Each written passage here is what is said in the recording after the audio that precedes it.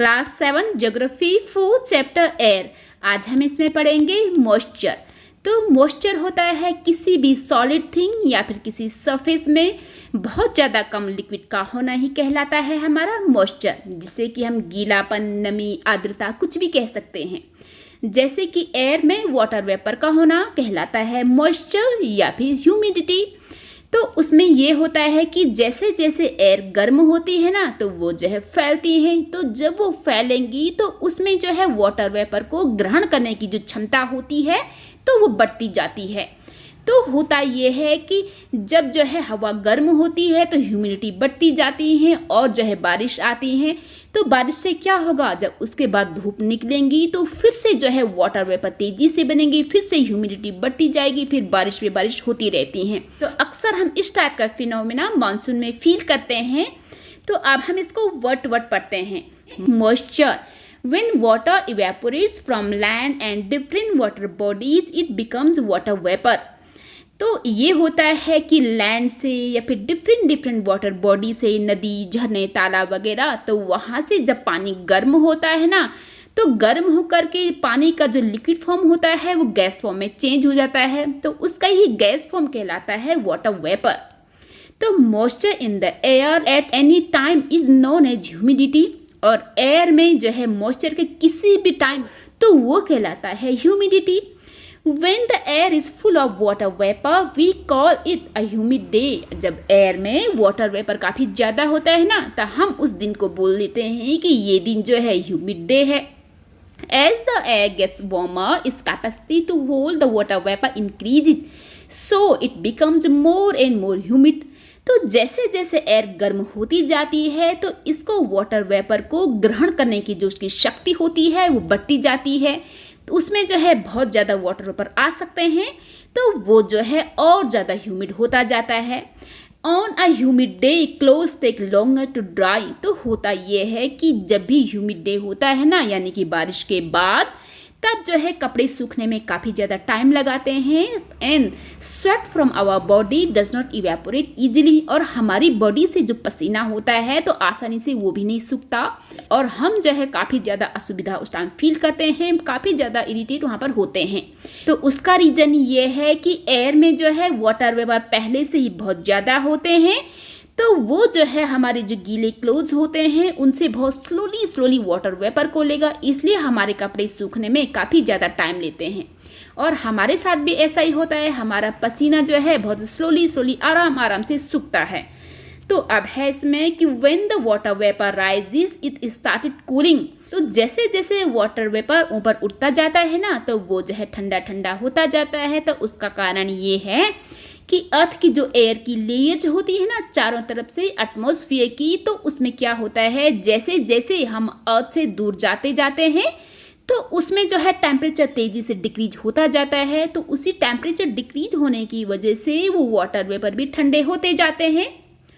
तो the water vapour condenses causing formation of the droplets of the water. तो water vapour ऐसा होता है कि जैसे जैसे वो ऊपर उठता जाएगा तो वहाँ पर जो है टेम्परेचर कम होता है, तो वो जो है ना वहाँ पर घना होना शुरू हो जाएगा। तो वो क्या करता है कि वहाँ पर वो घना होकर के वाटर के ड्रॉपलेट की फॉर्म में चेंज हो जाता है। Clouds are just masses of such water droplets.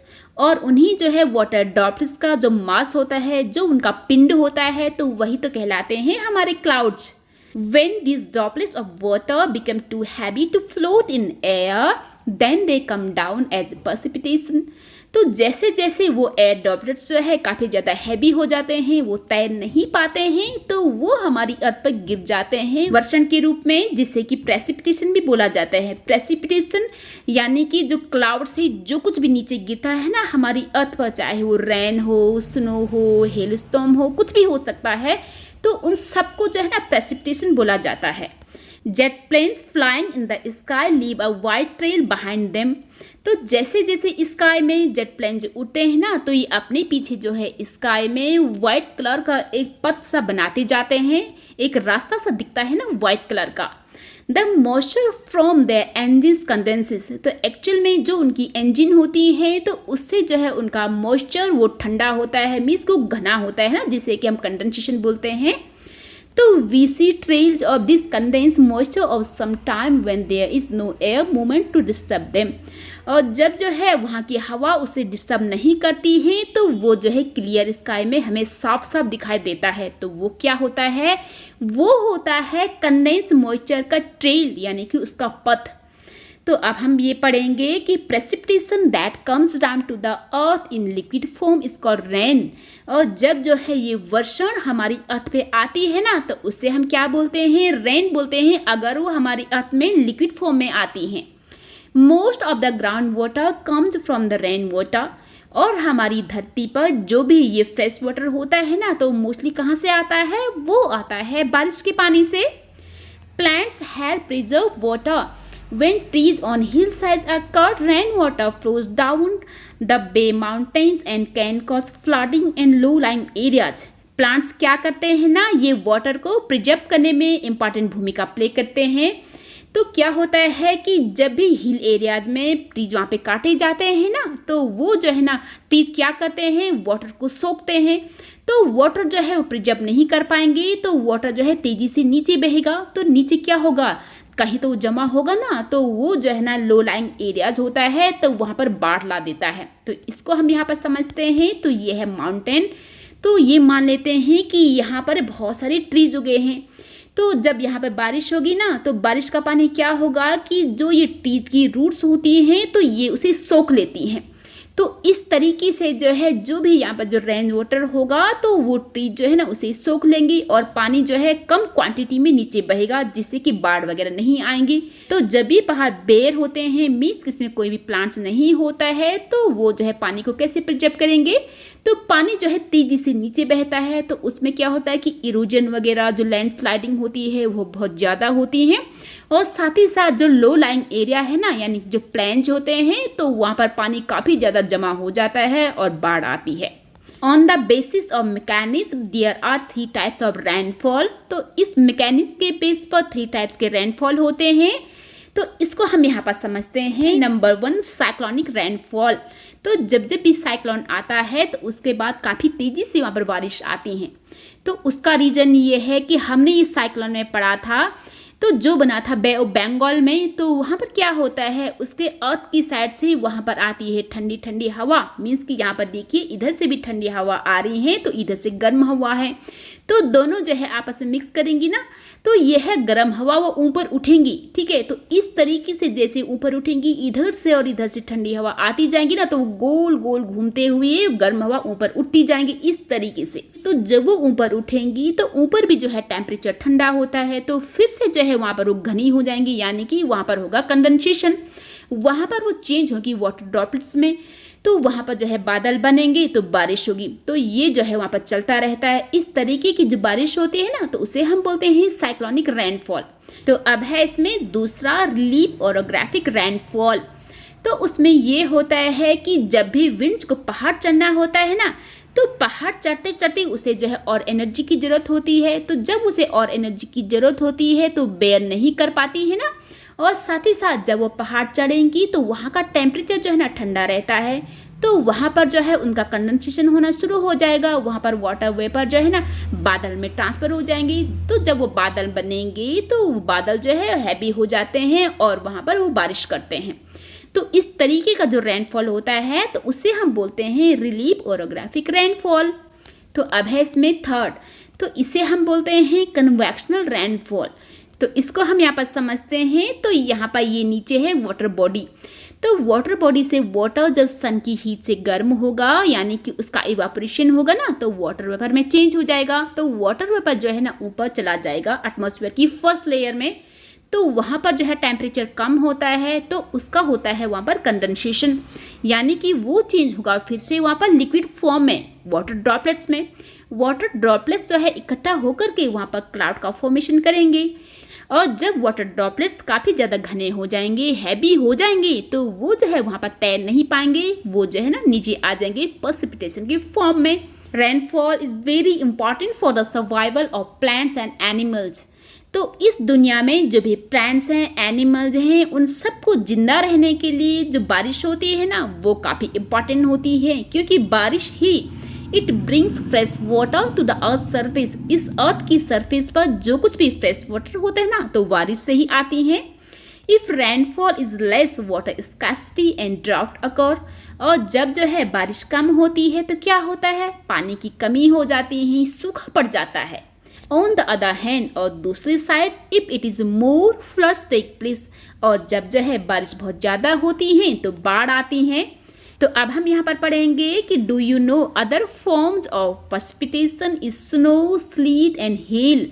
जो प्रेसिपिटेशन होता है तो हमने इसमें पहले तो रेन देखा, यानी कि इस धरती पर जो कुछ भी गिरता है ना क्लाउड से, तो वो सब का सब क्या होता है, उसे हम बोलते हैं वर्षण या फिर प्रेसिपिटेशन। वो जो है बारिश के फॉर्म में भी गिर सकता है, स्नो के फॉर्म में, स्लीट के फॉर्म में, हेल के फॉर्म में। तो पहला इसमें स्नो, तो स्नोफॉल होती है हिल एरियाज में। तो उसमें ये होता है कि जब क्लाउड का फॉर्मेशन होता है ट्रोपोस्फियर में, ट्रोपोस्फियर के उस एरिया में वहाँ का टेम्परेचर माइनस में होता है। और जो है जब वो नीचे आती हैं अपनी जर्नी अर्थ पर, तो पूरे एरिया में जो है ना माइनस टेम्परेचर ही रहता है, और नीचे भी धरती पर उसका टेम्परेचर माइनस में ही रहता है। तब जो है ना स्नो गिरता है, ठीक है।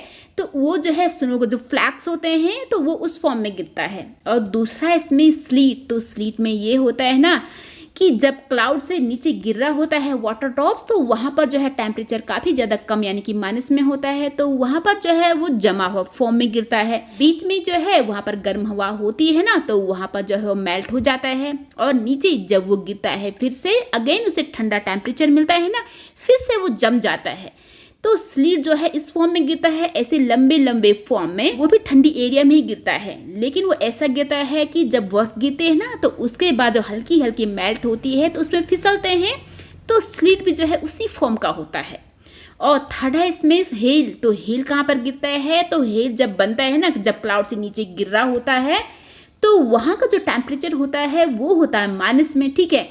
तो जब वो नीचे गिरेगा तो क्या होगा, तो नीचे जो है वहाँ पर एयर चला करेंगी, तो एयर जो है वहाँ पर गर्म होती है, तो गर्म हवा क्या करेगी, उसे ऊपर से फिर से पुश करेंगी, फिर से वो ऊपर जाएगा, वहाँ पर है ठंडा, फिर इसलिए क्या होता है कि उसका आकार जो है बड़ा होता जाएगा, होता जाता है। और एंड में जो है जब वो नीचे गिरता है ना, वो काफ़ी हैवी हो जाता है, तो धड़ाम से नीचे गिरता है। तब क्या होता है कि वहाँ का चाहे गर्म टेम्परेचर भी हो तो वो जो है मेल्ट होने में टाइम लगाता है, इसलिए उसे हेल बोलते हैं। वो इस टाइप का भारी भारी होता है ना, जिसे हम ओले पड़ना बोलते हैं, तो वो जो है खिड़की के कांच वगैरह भी तोड़ देता है। तो ये है यहाँ पर प्रेसिपिटेशन के 4 फॉर्म्स। पहला है इसमें रेन, तो इसमें जो है जब क्लाउड से एयर ड्रॉप्स इस अर्थ पर ड्रॉपलेट के ही फॉर्म में गिरता है तो उसे हम बोलते हैं रेन। और दूसरा है इसमें स्नो। स्नो से क्या होता है कि ऊपर जो है काफ़ी ज़्यादा ठंडा टेम्परेचर होता है, तो वाटर ड्रॉपलेट्स वहाँ पर जो है ना जम जाते हैं। पूरी जर्नी जो है काफ़ी ठंडे से गुजरती है, और नीचे भी अर्थ का जो सरफेस होता है वो भी काफ़ी ठंडा होता है ना। थर्ड है इसमें स्लीट, तो स्लीट में ये होता है ना कि ऊपर का टेम्परेचर जो है काफ़ी ज़्यादा कम होता है माइनस में, तो वहाँ पर जो वाटर ड्रॉपलेट्स होती हैं तो वो सॉलिड फॉर्म में नीचे गिरती हैं। बीच में जो है उसे गर्म हवा मिलती हैं, तो वो जो है वहाँ पर मेल्ट हो जाती हैं। और जब वो नीचे गिरती हैं तो फिर से नीचे का टेम्परेचर भी माइनस होता है, वो अगेन फिर से जम जाती हैं। इस तरीके से जो रेन ड्रॉप्स हमारी अर्थ के नियर गिरती है ना, तो लंबी लंबी फॉर्म में जमी हुई मिलती है। तो फोर्थ है इसमें हेल। हेल को हम बोलते हैं ओले पड़ना। तो इसमें जो है ऊपर का टेम्परेचर काफ़ी ज़्यादा ठंडा होता है, और नीचे में जो गर्म हवा होती है ना काफ़ी तेज़ गर्म होती है, तो वो गर्म हवा जो है उसे ऊपर फिर से पुश करेंगी। ये चक्र जो है बार बार चलता रहता है, और वो जो है काफ़ी ज़्यादा हैवी हो जाती हैं। और फिर जब वो अपना लोड कैरी नहीं कर पाती हैं तो धड़ाम से अर्थ पर गिर पड़ती हैं। तो अक्सर ये होता है जहाँ का एरिया काफ़ी ज़्यादा गर्म होता है, ये उन एरिया में गिरता है।